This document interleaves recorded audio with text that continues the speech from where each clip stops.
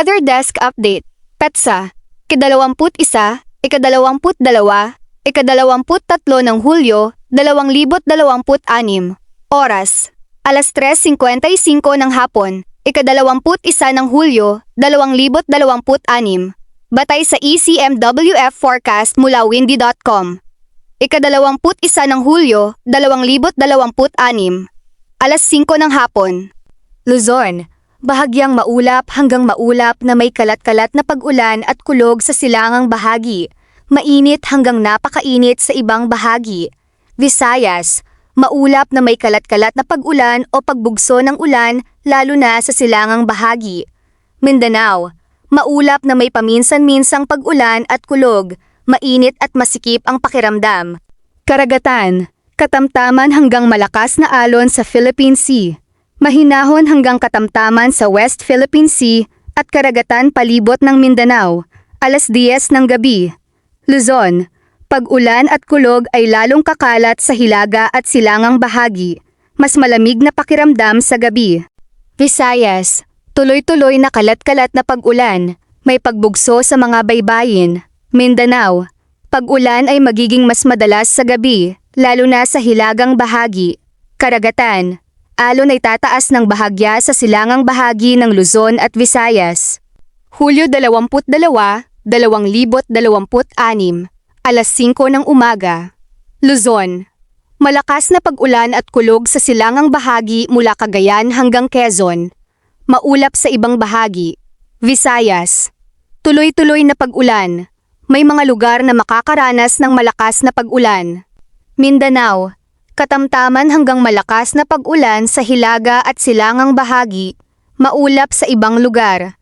Karagatan, malalakas na alon sa silangang bahagi ng Luzon at Visayas, hindi ligtas sa paglalayag para sa maliliit na sasakyang pandagat, alas 12 ng tanghali. Luzon, pag-ulan ay kakalat sa buong rehiyon, mainit at masikip bago ang pagbugso ng ulan. Visayas, tuloy-tuloy na malakas na pag-ulan at kulog. Mindanao, pag-ulan ay hihina ng bahagya ngunit mananatili ang paminsan-minsang pagbugso. Karagatan, alon ay mananatiling malakas sa silangang bahagi. 1.5 hanggang 2.5 metro sa karagatan palibot ng Mindanao, alas 5 ng hapon. Luzon, pag-ulan ay mananatili sa silangang bahagi. Hihina ng bahagya sa kanluran. Visayas, katamtaman hanggang malakas na pag-ulan. Mindanao, tuloy-tuloy na maulap na may kalat-kalat na pag-ulan. Karagatan, alon ay mananatiling mataas sa silangang bahagi ng bansa, alas 10 ng gabi. Luzon, pag-ulan ay magiging mas madalas ulit sa gabi, malamig na pakiramdam. Visayas, pag-ulan ay hihina ng bahagya, ngunit mananatili ang paminsan-minsang pagbugso. Mindanao, katamtamang pag-ulan sa hilagang bahagi. Karagatan, alon ay mananatiling 2.0 hanggang 3.0 metro sa silangang bahagi. Ika-23 ng Hulyo, 2026, alas 5 ng umaga. Luzon, pag-ulan ay mananatili sa silangang bahagi, mahina hanggang katamtaman sa ibang lugar. Visayas, tuloy-tuloy na maulap na may kalat-kalat na pag-ulan. Mindanao, katamtaman hanggang malakas na pag-ulan sa silangang bahagi. Karagatan, alon ay unti-unting hihina ngunit mananatiling mataas sa silangang bahagi. Alas 10 ng gabi. Luzon, pag-ulan ay lalong hihina, maulap na lang sa karamihan ng lugar. Visayas, maulap na may paminsan-minsang pag-ulan. Mindanao, pag-ulan ay magiging kalat-kalat na lang. Karagatan, alon ay unti-unting babalik sa katamtamang lakas. Update sa mga bagyo at sistema ng panahon. 1. Sistema sa silangan ng Pilipinas. May nakitang pabilog na pag-ikot ng hangin sa silangan ng Visayas at Mindanao, kasalukuyang low pressure area pa lamang.